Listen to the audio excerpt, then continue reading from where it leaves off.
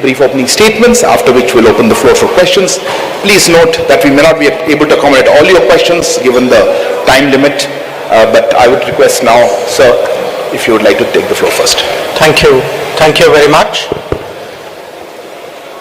Friends from the media, it is a great pleasure for all of us to speak to you.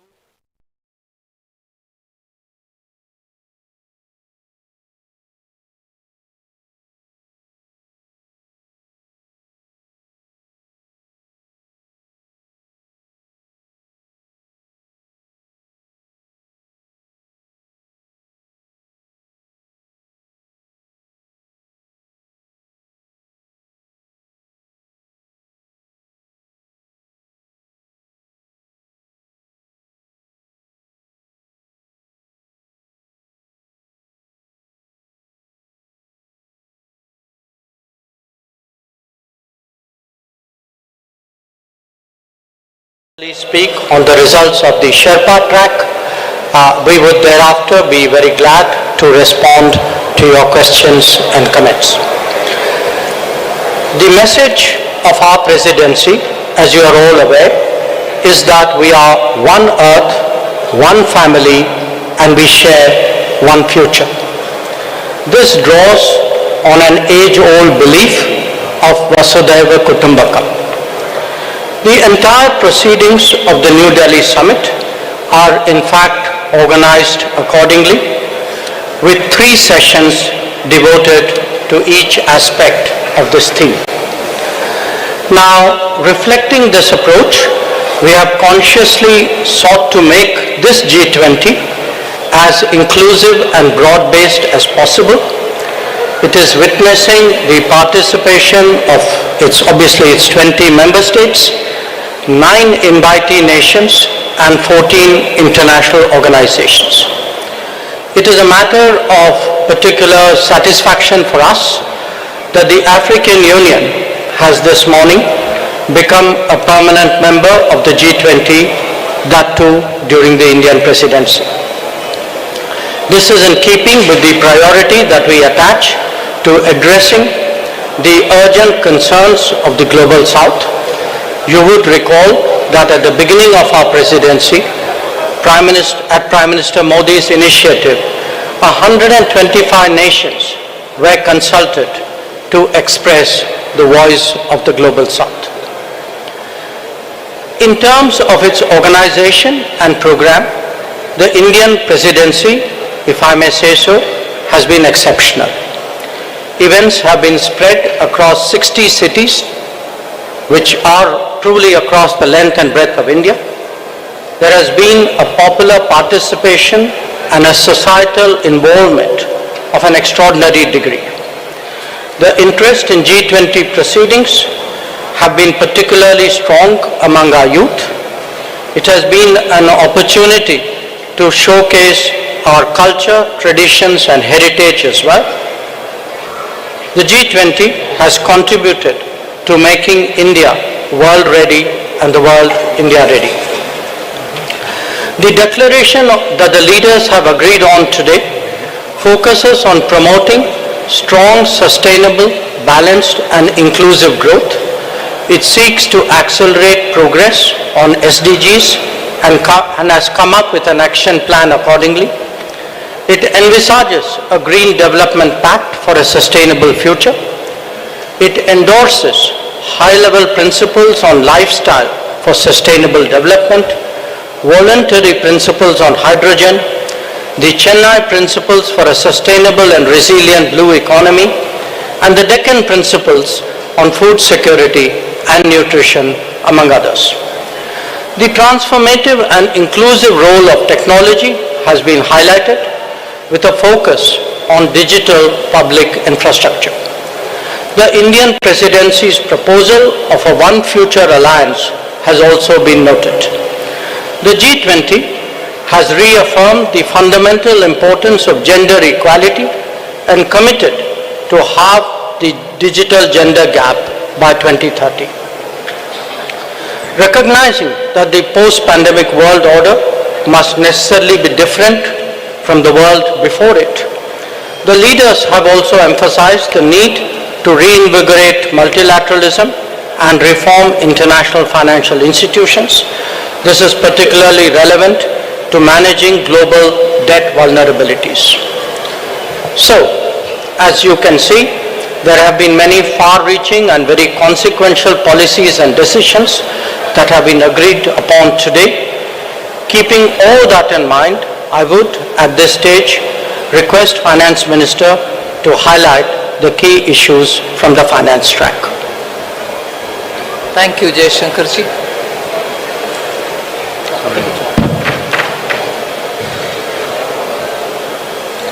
As was said by the External Affairs Minister, under the guidance of Honorable Prime Minister, India's G20 presidency has worked for the theme One Earth, One Family, One Future. So today we are in a position to adopt, through the finance track, people-centric, action-oriented and far-sighted approach, and as a result of which several outcomes of the finance track will certainly reflect these objectives with which we started the negotiations. It has been very clear in our mind that we should ensure that no one is left behind in our pursuit of global solutions. So we have endeavored to support countries, especially those from the global south, to be an integral part of the global decision-making process. The G20, as you all know, is a very diverse group. Each country is at different milestones of economic development, and their trajectory is also very different in achieving their developmental goals. So through well-curated debates and careful assimilation of all the perspectives, the Indian presidency has crafted solutions that resonate with each member, offering a shared path forward for all. Many action-oriented outcomes of this presidency contain comprehensive strategies that cater to the unique needs and aspirations of all developing nations. We assumed the presidency at a challenging time of geopolitical tension. The Indian presidency has worked to ensure that these divergences don't overshadow the core developmental outcomes or concerns of the global community that demand collaborative solutions. So today, as I look back at the 10 months of Indian presidency, I'm left with gratitude and satisfaction. I can confidently state that the Indian G20 presidency has walked the talk. Now, let me share with you just some of the key achievements of the Indian presidency, the finance track.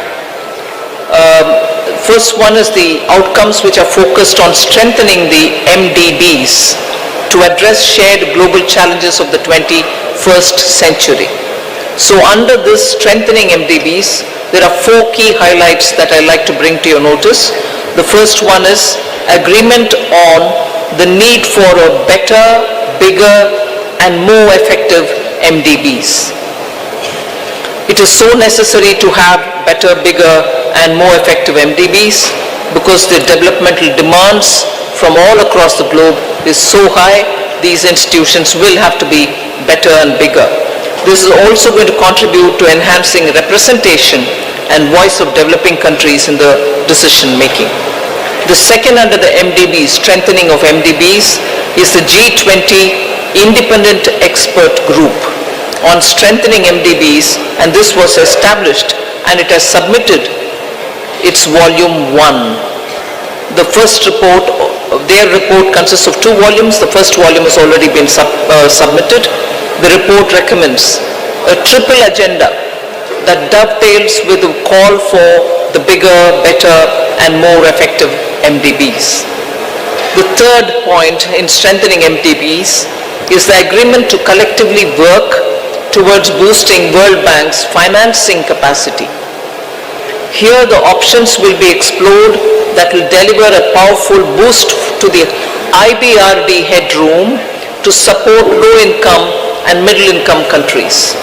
And the fourth, endorsement for the G20 roadmap for implementation of the recommendations of an independent panel on capital adequacy framework of the MDBs. So the CAF recommendations are focused on enabling MDBs to use the existing resources effectively. The roadmap estimates, this is going to be of interest for the media, the roadmap estimates that implementation of the CAF and the measures thereby will potentially yield additional lending headroom of approximately $200 billion over the next decade. So through these achievements, India has harnessed the opportunity provided by the G20 presidency to effectively articulate and embed the priorities of the global south in the larger global conversation on the MDB reforms. I move to the second, laying the building blocks for a globally coordinated and comprehensive policy and regulatory framework for crypto assets. The global push for clearer policies on crypto assets has gained momentum under the Indian presidency, and a global consensus is emerging on the same.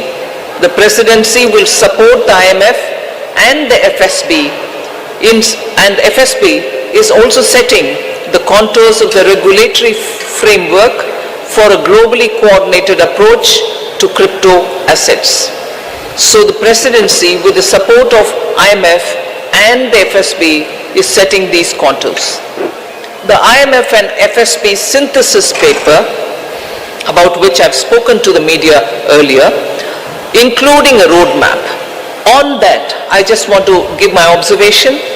This synthesis paper delves into how the policy and regulatory frameworks developed by the IMF and the FSB alongside the other standard-setting bodies will fit together and interact with each other. This paper is now available in the public domain for all of you all to see. The third one, which I'd like to draw your attention to, is the financial inclusion and productivity gains through digital public infrastructure. India, as you all are aware, through the India Stack, became the first country to develop all three foundational DPIs: the digital identity, the real-time fast payment, and a platform to safely share personal data without compromising privacy. So embedded this concept in the G20 financial inclusion agenda by formulating G20 policy recommendations for advancing financial inclusion and productivity gains through digital public infrastructure. This set of recommendations cover 5 aspects: use of DPIs and accelerating financial inclusion, fostering well-designed DPIs, regulatory and supervisory aspects of DPI, institutional and governance arrangements by DPI, and ensuring customer protection. So DPI has also been integrated into the G20 Financial Inclusion Action Plan, the FIAP, which will run between 2024 and 2026. That's a strong legacy of the Indian presidency. We also assume the co-chair of the Global Partnership for Financial Inclusion. The implementation of the Financial Inclusion Action Plan, as well as the policy recommendations on DPI, will remain as areas that will continue to be heard across the G20 forum. So the fourth one, which I'd like to highlight, is the debt resolution under the common framework and also beyond the common framework. Since its establishment in 2021, only Chad as a country has had its debt restructured. The others have been waiting. So since India took over the G20 presidency, good progress has been made in the ongoing country cases under the common framework of debt treatment, and the 3 countries in that are Zambia, Ghana, and Ethiopia. We've also succeeded in using the G20 platform to also put in place a coordinated mechanism to address the debt situation of Sri Lanka, which is outside of the common framework. So G20 will continue discussing the policy-related issues linked to the implementation of the common framework and make periodically such appropriate recommendations. The launch of, which is co-chaired by IMF, the World Bank, and also the G20 presidency, to enhance the conversation among the various stakeholders and address current shortcomings in the debt restructuring process. That has now become an institution which is actually acting as a catalytic agent in getting resolutions done faster. The fifth point under the finance track, which I'd like to bring to your notice, is the financing of cities of tomorrow. Key concerns of the low-income countries and emerging markets is always been to mobilize resources for financing sustainable, resilient, and also inclusive cities of tomorrow. The G20 principles, which are issued for financing cities of tomorrow to promote effective and efficient use of financial resources to support urban development that is socially inclusive, environmentally responsible, and economically sustainable, are now all under the framework of the principles which have been used. The MDBs and the development financial institutions can use these principles in their financing plans for urban infrastructure. The sixth, which I'd like to quickly draw your attention, is the two-pillar solution on global taxation, the international taxation. We made substantial progress in the two-pillar solution, and the work has also happened on the exchange of information on immovable property transactions between countries. There is a launch of the pilot program of the South Asia Academy in India for tax and financial crime investigation in collaboration with the OECD. The seventh, on which I'll elaborate, is mechanism to support the timely and adequate mobilization of resources for climate finance. Till date, the conversation was focused on calling on developed countries to say, where is that $100 billion US dollars, which didn't come. But Indian presidency adopted an action-oriented approach, and the G20 explored mechanisms that can support timely and adequate mobilization of resources for climate finance, facilitating access to multilateral climate funds and enhancing their leverage and ability to mobilize private capital has also been our focus. Special focus again on development, demonstration, deployment of green and low carbon technologies. Now the list of outcomes, I've pointed out 7, just 3 more which I'll not go into the detail, but you can take it as enough has been done on that. I'll also put it out for your consideration. Scaling up sustainable finance for social sectors, health and education. Technical assistance for capacity building. Then global conversation on transition policies, especially to include range of options, both on pricing and non-pricing. And the third one, enhancing finance health collaboration so as to cover many other work streams as well. So I listed out 7, elaborated on them, 3 others which have not elaborated, but on all of them, substantial progress and outcomes have been achieved. India's received tremendous support from the G20 members across the table. The outcomes of the Indian presidency are a testimony to India's commitment to multilateralism and for international cooperation. We assure the upcoming Brazilian presidency of our strong support and to continue the momentum on key issues of global importance. I now hand over back to Minister Jaishankar. Thank you, Nirmala ji. May I now request G20 Sherpa Amitabh Kant to bring out the major outcomes from the Sherpa track. Thank you, Minister. So first of all, when we started India's presidency, the Prime Minister had said that India's presidency must be inclusive, it must be decisive, it must be ambitious, and it must be action-oriented.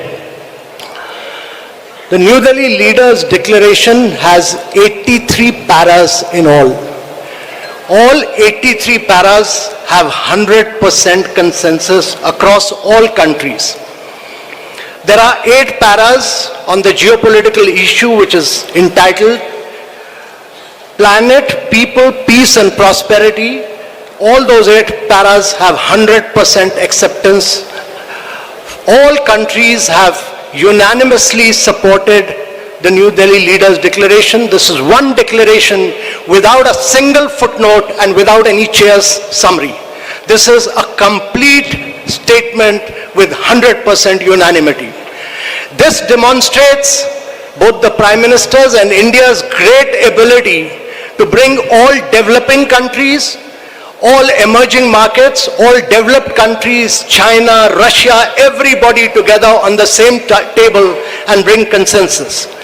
Secondly, this has been the most ambitious presidency in G20's history ever, because the number of outcomes it has, both the outcomes and the annexed documents are about 112, which is more than 2.5 times which has ever been achieved before. Thirdly, this presidency, if you go through the New Delhi Leaders' Declaration, it has a huge India narrative, it has a huge India footprint, whether you look at the Deccan high-level principles on food security, whether you look at the Chennai high-level principles for blue ocean economy, whether you look at the Goa roadmap for tourism, whether you look at the Gandhinagar implementation roadmap for land restoration or Jaipur call for enhanced MSMEs, all this will leave a huge footprint of India in G20.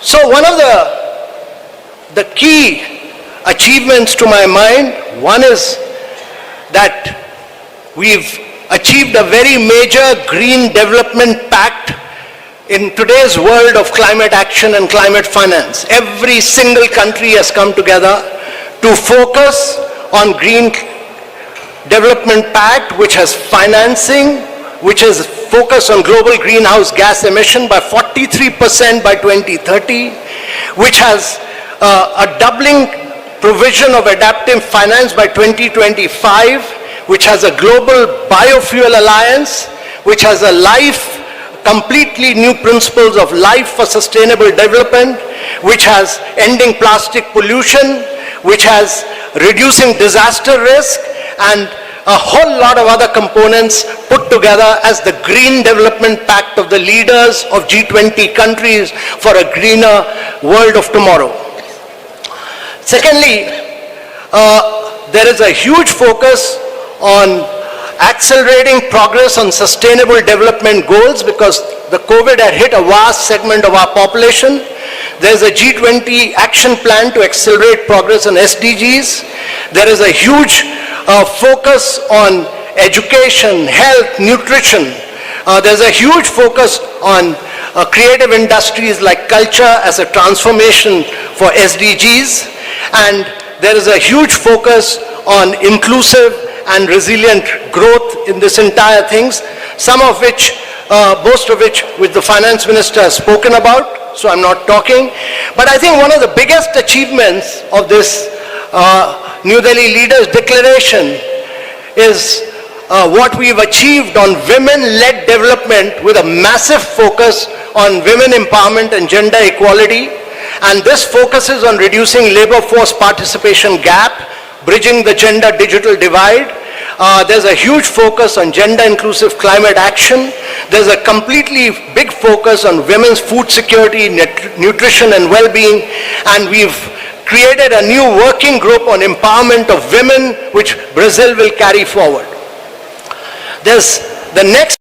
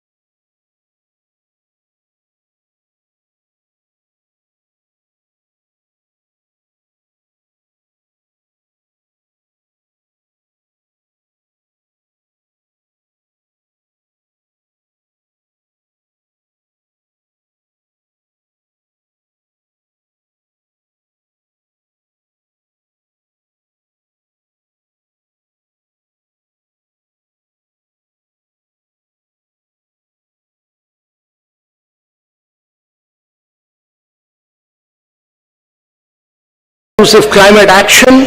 There's a completely big focus on women's food security, nutrition and well-being, and we've created a new working group on empowerment of women, which Brazil will carry forward. There's the next key in the world. The G20 leaders are focused on artificial intelligence. They are focused on cyber security. Also, I would say that one of the key aspects of this presidency has been its focus on developing and emerging markets. No document of G20 has had such an immense focus on developing and emerging markets and the voice of the global south as this particular document has. This is a document of the global south. This is a document of the developing countries which came together and spelled out their priorities. And India has been the spokesperson of all the global south and spelled out their priorities in this document. This document also condemns terrorism. It denies terrorist groups safe haven and freedom of operation and many other things.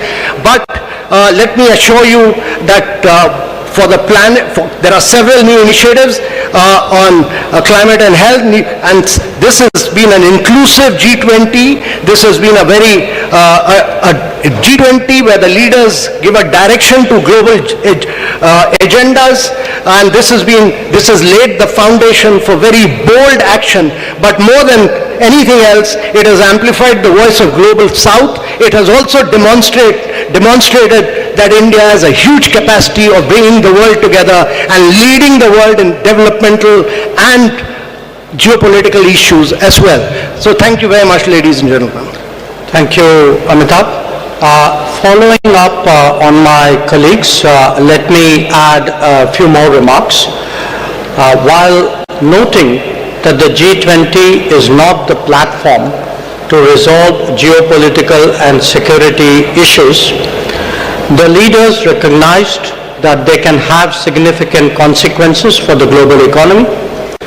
In particular, they dwelt on the ongoing war in Ukraine and the impact it has had, especially on developing and least developing nations still recovering from the pandemic and economic disruption. The 3 F's, food, fuel and fertilizers, were issues of special concern. Another subject that was addressed by them, as the Sherpa noted, was countering terrorism and money laundering. The leaders condemned terrorism in all its forms and manifestations and recognized that it constitutes one of the more serious threats to international peace and security. So, in conclusion, as you can all see, all G20 member states have come to New Delhi with a strong sense of responsibility about addressing the most pressing global challenges. Speaking for India, we are clear that no one left behind, as the finance minister highlighted. No one left behind is as much a foreign policy goal as it is a domestic one. Indeed, it should be a global one. Obviously, there are differing viewpoints and interests at play in regard to the various issues under discussion. However, we have been able to find common ground on all of them. As a result, we can justifiably state that under Prime Minister Narendra Modi's guidance, the New Delhi summit has given clear directions for the growth and development of the global economy in the years ahead. We would be glad to respond to your queries. Thank you. Thank you. We'll open the floor for questions. Let me just mention that the document in question, the New Delhi Declaration, has been uploaded on the website about an hour ago, and please have a look at it. Let me open now the floor. I see gentleman at the back. Yeah, right there at the back on the left. Yeah. Parikshit, right? Yeah, please. No, not there. Behind you.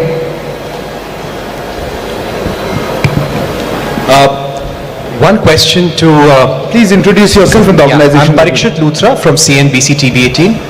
My question to Minister Jaishankar and G20 Sherpa Amitabh Kant and also Finance Minister Nirmala Sitharaman. how difficult was it to have consensus on the wording of the Ukraine-Russia war? This has been a difficult point in every conversation in the G20. There are several drafts circulated. We heard of a new draft this morning as well. Were there any countries which actually helped India in bringing consensus on the table? I see a name, I see the lady here, please ma'am. Yeah, you.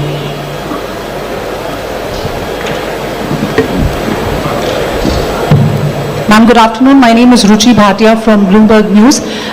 The Ukraine paragraphs also mention about the work that Turkey did with respect to getting some sort of a consensus on the issue of the Black Sea grain deal as well. Where are things with respect to that, and can we expect any movement on that critical issue anytime soon, because it does concern several nations across the globe? Thank you. So hand there, the young one, yeah, right at the back, on the left. Microphone, please. Yeah. This is Manas Pratim Huyan from Press Trust of India, PTI. In one of the paragraphs referring to the Ukraine conflict, it is mentioned that there were different views and assessment of the situation.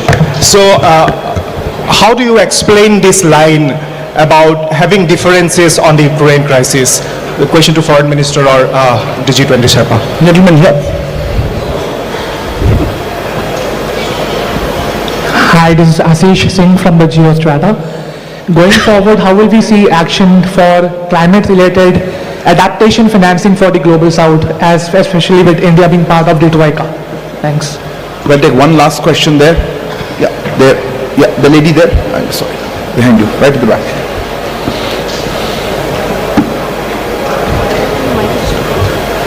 Okay. Hi, I'm Hamna from Brute. I wanted to know, does India see itself as the leader of the Global South, and how did it assume this role? Because there's been a lot of conversation about bringing the Global South together. So, yeah.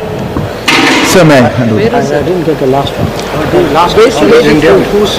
How does India see itself as leader of the Global South? As the leader of the Global South. Where is this lady? I'll just go with the stop, then I'll...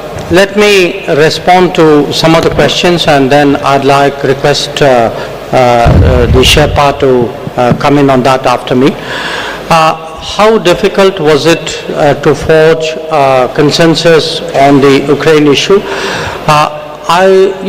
This, as we have pointed out, is a declaration of 83 paragraphs. It has a lot of content. There are a lot of subjects which have been covered, some of which we have spoken about. But obviously, because of the ongoing conflict, the strong views about it, considerable time was spent, especially in the last few days, in regard to geopolitical issues, which really centered around the war in Ukraine. The question who helped, eventually everybody helped, because everybody came together for the consensus. But I think if Sherpa would bear me out, I think the emerging markets took a particular lead on this, and many of us have a strong history of working together. Bear in mind that actually you have 4 developing countries in succession as G20 presidency: Indonesia, us, Brazil and South Africa. So, but I would say, rather than who helped, the point to be recognized is that a common landing point was ultimately fashioned out. On the Black Sea grain corridor, there are many discussions going on. As you know, the Foreign Minister of Russia is here, the President of Turkey and his delegation are here, UN Secretary General is here, other people are here. So it's natural that there would be discussions going on this.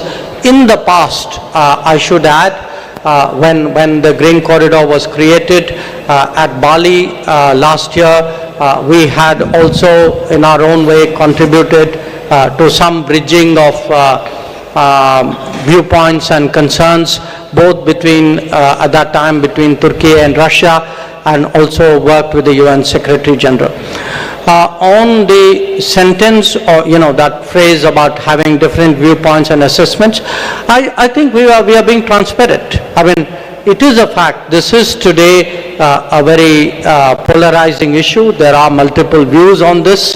There are a spectrum of views on this. So I think in all fairness, it was only right to record what was the reality in the meeting rooms, and I think that is the sense that is sought to be captured. And I will leave the climate action issue to Sherpa, and I don't know if Finance Minister would like to speak on it. But on the global south, look, it is not, what India has tried to do, beginning with our presidency, was to seek to ensure that the concerns of the global south constitute the core agenda of the G20 deliberations. Because after 3 years of pandemic, after economic disruptions of various kinds, after the impact of the Ukraine conflict, after climate events, the fact is that the countries of the global south are in deep economic distress. And that distress has not, in our view, been fully recognized till now. We therefore very consciously started off with the Voice of the Global South Summit. But again, I emphasize, the voice was of the summit. It was a voice of 125 countries who participated in that summit. But we, as the G20 presidency, we saw it as our responsibility of distilling the views which were expressed in that summit and putting it before the rest of the G20. And we can take a lot of satisfaction that many of the issues that the Finance Minister highlighted, which the Sherpa highlighted, these are truly Global South issues, and we hope that certainly the Delhi summit and the deliberations which will take place today and tomorrow would give strong guidance to take them forward. Sherpa, Amitabhji, if you want to add to it. On the Russia-Ukraine crisis, India worked very closely with Brazil, South Africa and Indonesia. And I want to say that it was the emerging markets which played a very key role. India worked with all the emerging markets which played a very key role. There was very tough, very ruthless negotiations which went on for several days non-stop. And I really feel that in the end, the issue was clenched because of the leadership of the Prime Minister, because eventually we had to say that the leader wants it, and this has to be, who worked with me, Arindam Gambhir, they did a really outstanding job as far as the geopolitical issues concerned. I had two other foreign service officers who've done brilliant work, Abhay Thakur and Ashish Sinha, on different aspects, but on geopolitics, they've done a really spectacular work. So it was really great teamwork. It was just brilliant teamwork by India, which has enabled us to achieve consensus on an issue on which the world has evaded any consensus. Even the Bali document which we talk about, actually we could not move forward with it because we could not arrive consensus in it for the first meeting. And on climate, let me tell you that this is one of the most ambitious document on climate, because it talks about almost 5.9. It moves first the language from billions to trillions, and secondly it talks about 5.9 trillion requirement for the presidency and for the G20 countries, and it lays a huge focus on life principles. It lays a huge focus on reforms of the multilateral institutions, because they were designed for the World War II and not for climate action. So all of these, it talks about new financing instruments, many other things, but totality, if you look at it, is probably the most vibrant, the most dynamic, and the most ambitious document on climate action that has come out anywhere. Finance Minister. Just to add one line on the climate finance matter, the question was raised whether mitigation is being dealt with or not. It deals with mitigation, all right, but it also looks at adaptation and resilience. I think now the debate on climate finance is also moving much more into resilience, whether it is infrastructure or planning for it or funding. Resilience takes precedence. That is one. And second, country-specific solutions are now going to be possible. It's not going to be one size fits all. The problem of each country, particularly on climate, is so different from one another. So this Delhi declaration and also the discussions which were held during India presidency has focused on that. And thirdly, pricing and non-pricing tools are also now available for countries to adopt. It is not just going to be price it if it is carbon intensive and forget the others. Countries do demand pricing as one of the tools, but non-pricing solutions are also going to be a lot more friendlier to countries with different carbon emission levels. Thank you. Thank you. I'll open there's a lady here. Yeah, please. It's okay. No, ma'am, the microphone's already there. Yeah, go ahead, ma'am. You have the microphone.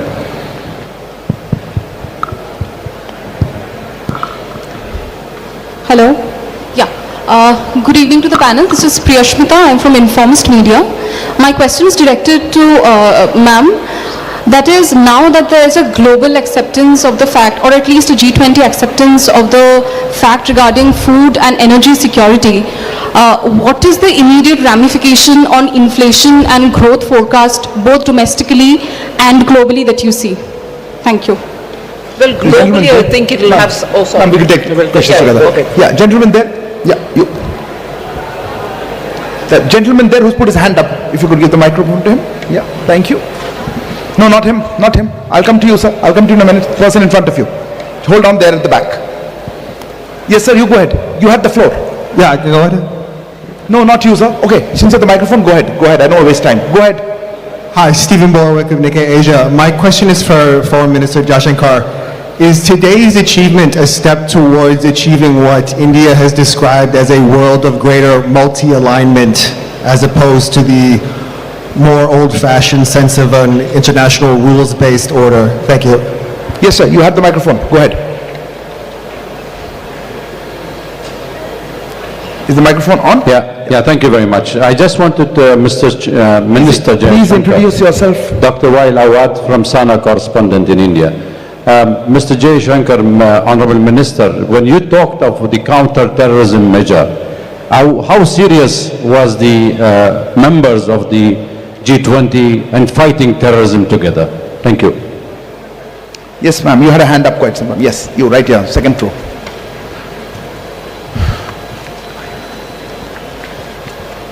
Samira Hussain with BBC News. I want to go back to Russia, and if you look at the language that was used in Bali, and you look at the language that was used now, gone is any reference to Russia and its aggression.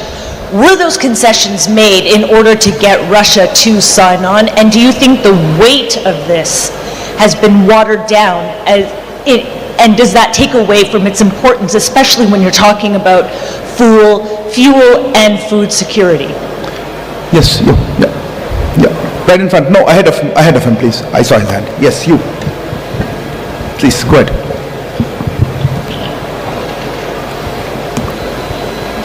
Hello. Yeah, sir, Rishikesh from the Press Trust of India. Everyone must surprised by this outcome. मेरा सवाल है कि PM Modi का जो personal bonding है president Biden and Russian president Putin के साथ, उसका कितना बड़ा योगदान था इस डिक्लेरेशन को ला पाने में, and what role has China played in bringing this? एक क्वेश्चन था कि दूसरा? देखिए Will you take another one or just pass these on? One more. One more? There was a gentleman there. Yeah, sitting there. Yeah, behind you.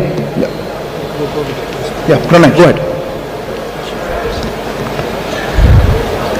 Sir Pranay Upadhyay हूं Zee news से। मेरा सवाल इस चीज को लेकर है कि अफ्रीकन यूनियन का जो G20 में इंक्लूजन हुआ है, ये अपने आप में काफी रिकॉर्ड टाइम में हुआ है। जून में प्रधानमंत्री ने सभी नेताओं को चिट्ठी लिखी थी और सितंबर में अब हम स्थिति में है कि अफ्रीकन यूनियन इसमें शामिल है। क्या कुछ इसके पीछे हुआ? इंडिया ने इसमें कितना इन्वेस्ट किया इसकी लॉबिंग के लिए या इस प्रयास के लिए? थोड़ा अगर आप इस बारे में साझा कर सकें। Sir. Maybe Finance Minister would like to. On the inflation question, globally, of course, it's going to have an impact the moment it is executed. The understanding is executed and the grain movements start from Russia and from Ukraine. So, particularly countries which have been hard pressed, which have originally and for a very long time depended on grains coming from these two countries, are now waiting to have that back again. As a result, I think it will cool off inflation, particularly in food grains. Domestically, we've had very little grains coming in. Except for edible oil, particularly sunflower oil, our imports have not been so much dependent on these countries. There are times when we've brought in extra edible oil, and therefore to that extent, yes, it will certainly have an impact on domestic inflation as well. But largely, India's domestic inflation is affected by vagaries of the monsoon or supply side problems. Global impact is not as much as countries which are outside dependent on grains coming completely for their consumption from outside. If I could respond to the question whether this is a world of monthly alignment. I mean, first of all, when we are talking about G20, let us remember that this is a forum for international economic cooperation. Its primary focus is on economic growth and development. And in a way, the G20 itself is a reflection of multipolarity. The fact that there was, in a way, the salience of G7 was a decade ago replaced by the salience of the G20. I think that itself was a statement. Now, what you see before you in terms of the leaders' declaration and the discussions that are going on are obviously discussions among a very broad, very diverse range of countries at different levels of economic development, whose economic and social, cultural composition is quite different from each other.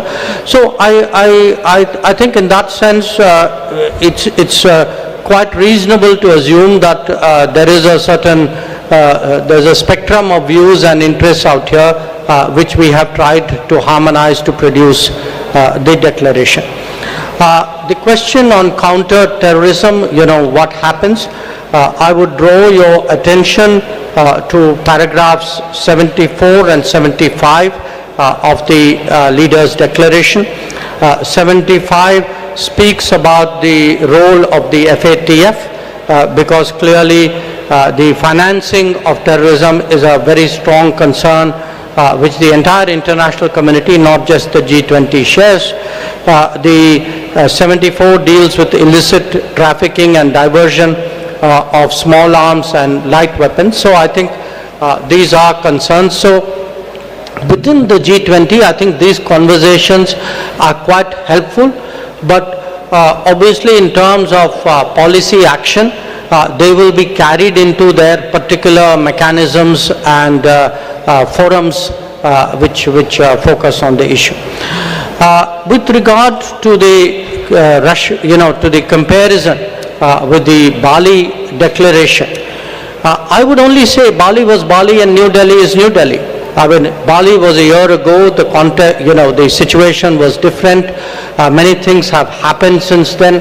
And in fact, if you see, in the geopolitical segment of the leaders' declaration, there are in totality 8 paragraphs, 7 of which actually focus on the Ukraine issue, and many of them highlight problems which are of great contemporary significance. I mean, including the efforts of the Istanbul agreements, the concerns about unimpeded deliveries of grain, foodstuff and fertilizers, the issues of attacks on the relevant infrastructure. So I think it's, one should not have a theological view of this. I think the New Delhi Declaration responds to the situation and concerns as it is today, just as the Bali Declaration did in a situation which was there a year ago. And finally, with regard to the जो आपका जो सवाल था कि PM's personal bonding, today, in fact, not just today, yesterday, and in some cases at the Jakarta East Asia Summit as well, where the Prime Minister was there, Prime Minister did speak to a number of his counterparts with regard to what was under discussion at this summit. It is the responsibility of the Sherpa and of the ministers to put together the multiple strands and harmonize it into a document. But at the end of the day, I mean, I obviously do not want to go into very specific details, but at the end of the day, there are always, gaps and issues and viewpoints.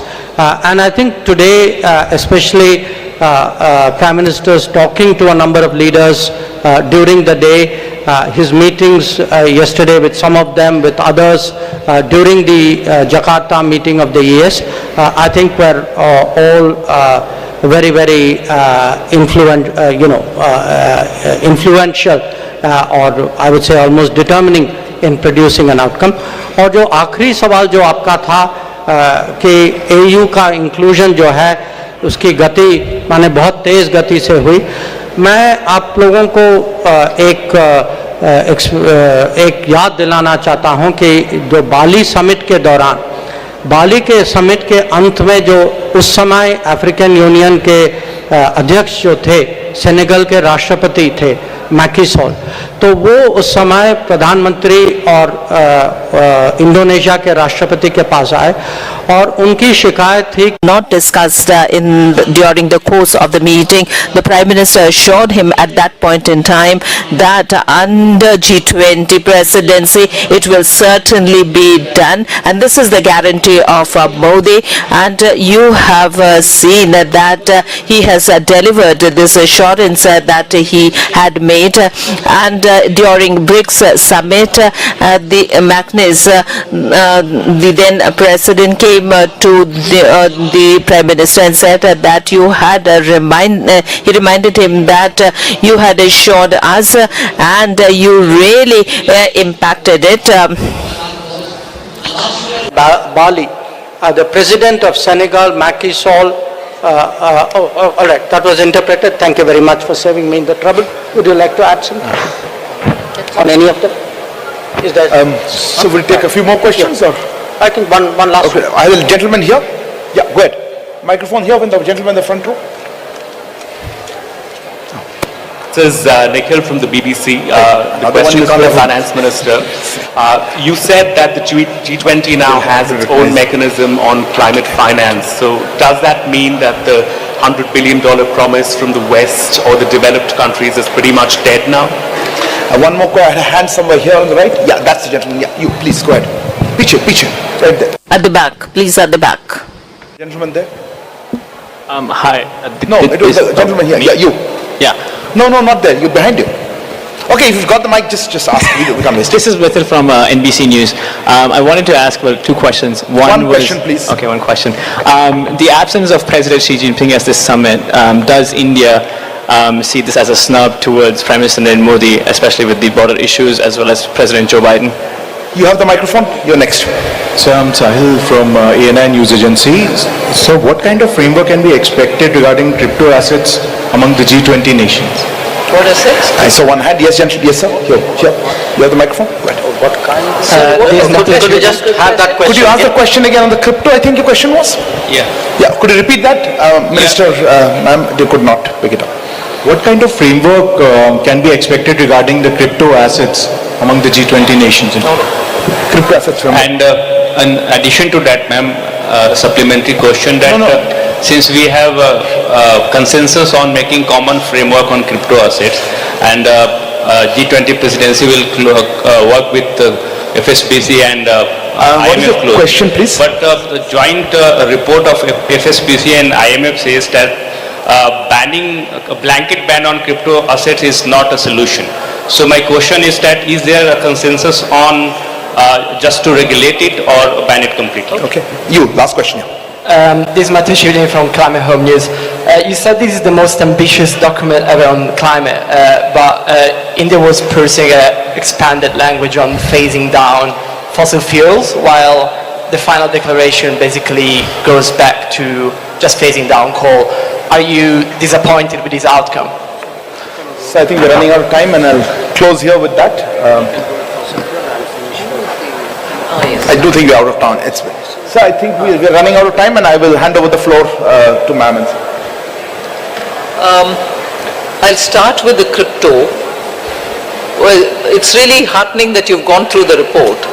But the point is, the FSB's report and the IMF's report, FSB's concentrated more on the regulation and IMF's looked at the macroeconomic implications. So the synthesis paper is something which the G20 membership will go through in detail. There is one more meeting under our presidency for the finance track in Marrakesh. I remember with great sense of responsibility and sorrow the earthquake which has happened very close to Marrakesh. I hope the people of Morocco are in a position to take on, and I was glad to hear the Prime Minister during this session in the morning that India stands with Morocco and we will be ready to do any assistance that the government of Morocco would desire us to do. So with that said, with a heavy heart, the next meeting was scheduled for Marrakesh, and there the FSB report and the IMF, which is the synthesis report, will be discussed, and the materials are all already available in public domain. So it is for the membership to take a call as to how it wants to move on it. A framework or a template, whatever be it. I don't think we've given it a name as yet. And also to now discuss whether it is going to be a regulation only and not a ban. I'm not getting into that debate. It is the reports, the synthesis, and also the early IMF report, both of which have been discussed. You're right in saying this report says this. It's up to the G20 membership to take a call on how it wants to move forward. And that you'll get to know more during the autumn meet of the World Bank. There was a question on climate finance. I don't think it is a question of are you writing off this 100 billion which was promised earlier, and now that you've come up with a newer way of the funding climate. I don't think it is this or that. Whatever trickle had come earlier of the 100 billion or what it can come now through the private partnership or bringing in philanthropy or anything else can keep going on that. But the fact remains that now the larger discussion has brought in very many more elements of how to finance. So both will have its own role to play because climate issues attain great sense of urgency. Would you like to speak on? So on the fossil fuel, I'll like to say that if you read through the entire document, it's very, very ambitious. First of all, for the first time, G20 has talked about tripling of renewable energy capacity by 2030 globally. Secondly, this is the first document which talks about, which has very huge focus on fossil subsidies. And thirdly, this is the first time that there is a huge focus on billions to trillions of dollars in climate finance. There is a huge focus on Global Biofuel Alliance, which will be launched today. There's a huge focus on green hydrogen, and also there's a massive focus on energy resource efficiency and circular economy industry coalition, and there's a focus on, to my mind, very huge focus on, the document is actually a very, very strong focus on lifestyle for environment, which is life, which the Prime Minister has initiated, and several studies have said that it can lead to 20%, and IEA study has said that it can lead to 20% reduction in greenhouse emissions. So huge focus on climate action. So let me conclude with the last question, which is the levels of participation. I think it's for every country to decide at what level they would be represented. I don't think one should overly read meanings into it. What I think is important is what is the position which that country has taken, how much that country has contributed to the deliberations and the outcomes. And I would say here that all the G20 members, and since the question was asked specifically about China, I would say China as well, that China was very supportive of the various outcomes, and